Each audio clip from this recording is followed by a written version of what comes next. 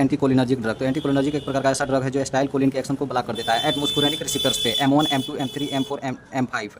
इसे हम anti मुस्कुरेनिक drug के नाम से भी जानते हैं या पैरासिम्पैथोलाइटिक ड्रग के नाम से जानते हैं। इनके जो मुस्कुरेनिक रिसेप्टर 5 टाइप्स के होते हैं। M1 जो हमारे स्टोमक पे प्रेजेंट होता है, M2 हमारे हार्ट पे प्रेजेंट होता है, M3 हमारे ऑल स्मूथ मसल्स जैसे bronchus, GIT, bladder, gland and I. इसका मैकेनिज्म ऑफ एक्शन की बात करें तो एक कोलिनर्जिक ड्रग के एक्शन को क्या कर देता है, ब्लॉक कर देता है, जिसकी वजह से हमारे स्टोमक की एक्टिविटी क्या होती है, डिक्रीज होती है। जैसे सलज हमने बताया था, secretion, lacrimation, urination and defecation. और ये हार्ट रेट को बढ़ा देता है। ये ब्रोंकस जो हमारा अस्थमा काज हो रहा था उसको रिलीफ देता है, ब्रोंकोडाइलेटर कर देता है, GIT के एक्शन को डिक्रीज कर देता है, ब्लैडर को डिक्रीज कर देता है, ग्लैंड को डिक्रीज कर देता है एंड आई पे ए मेडिएटिक्स। क्लासिफिकेशन की बात करें तो इसके जो क्लासिफिकेशन है 3 क्लास में इसको डिस्क्राइब किए गए हैं। First natural alkaloid. Natural alkaloids में हमारे 2 ड्रग आते हैं, atropine and hyoscine. Semi synthetics में इसके जो ड्रग आते हैं, atropine, methonitrate, homatropine, hyoscine butyl bromide, ipratropium bromide and हमारे ट्राइपियम ब्रोमाइड आते हैं।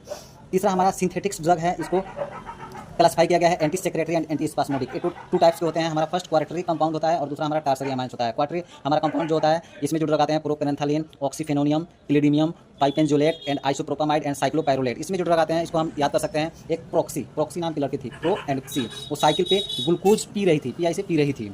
और दूसरा हमारा टार्सरी अमाइंस में हम याद कर सकते हैं 2 साइकिल वाले डाइसाइक्लोमाइन वाले वेल्थामेट, ये भी पी रहे थे, पायरेनजेपिन। उसके बाद से माइड्रेटिक्स में 2 ड्रग आते हैं, इसको हम साइक्लोपेंटोलेट बोलते हैं एंड ट्रोपिकामाइड। इन दोनों को हम ऐसे याद कर सकते हैं, वो सिटी भी जा रही थी। उसके बाद से वेसिको सेलेक्टिव, इसमें हमारे जो ड्रग आते हैं, ऑक्सीब्यूटेनाइन, फ्लेओजेट, टोल्ट्रेडिन, डेरिफेनासिन एंड सोलिफेनासिन। इसको हम याद कर सकते हैं बेस्ट दोस्त डेरिफेनासिन, वो से ऑक्सीब्यूटेनाइन, S से सेलिफेनासिन एंड T से टोल्ट्रेडिन। उनका फ्लेवोजेट फ्लेवर अच्छा होता है। एंड एंटी पार्किसोनिज में कुछ ड्रग आते हैं, जैसे हमारा ट्राईहेक्सिफेनाडिल आता है, प्रोसाइक्लिन एंड बिप्रिडिन। तो इसको याद कर सकते हैं पूरे दिन। प्रोसाइक्लिन, साइकिल चलाने से हमारा BP, बिप्रिडिन 3 गुना, ट्राई से 3 गुना बढ़ जाता है।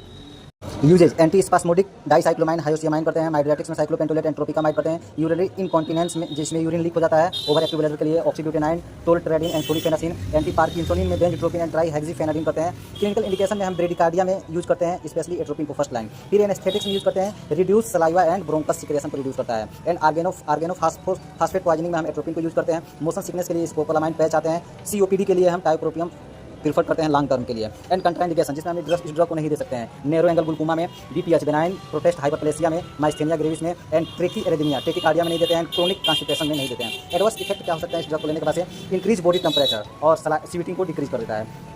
इसकी वजह से ड्राई माउथ होते हैं, स्किन ड्राइनेस होते हैं एंड आई ड्राइनेस होते हैं, ब्लड विजन हो सकते हैं, फ्लश फेस हो सकते हैं, डिलीरियम एंड कन्फ्यूजन हो सकते हैं।